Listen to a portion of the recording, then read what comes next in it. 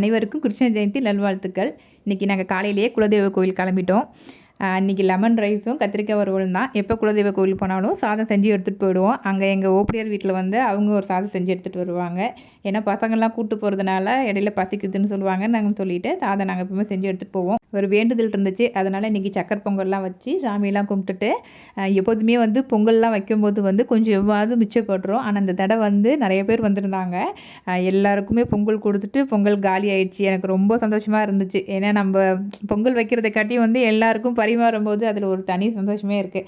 இன்றைக்கி எனக்கு அப்படி தான் இருந்துச்சு. அப்புறம் நாங்களும் சக்கரை பொங்கல் சாப்பிட்டுட்டு அப்புறம் நாங்கள் சாதம் எடுத்துகிட்டு போனதெல்லாம் சாப்பிட்டு அப்புறம் கிளம்பிட்டோம். அப்புறம் மாமியார் வீட்டுக்கு போயிட்டு சமோசா தான் வாங்கிட்டு போயிருந்தோம். அப்புறம் டீ மட்டும் போட்டு குடிச்சிட்டு அப்புறம் வீட்டுக்கு வந்துட்டோம். எப்போதுமே கோகுலாஷ்டமிக்கு பசங்களுக்கு வேஷம்லாம் போட்டு வீட்டில் சாமி கும்பிடுவோம். ஆனால் இன்றைக்கி அது செய்ய முடியல. அது மட்டும் கொஞ்சம் வருத்தமாக இருந்துச்சு. இது லாஸ்ட் இயர் எடுத்த பிக்சரு, அதனால தான் சும்மா ஷேர் பண்ணேன். நாளைக்கு வேறு இன்ட்ரெஸ்டான வீடியோவில் பார்க்கலாம். பாய்.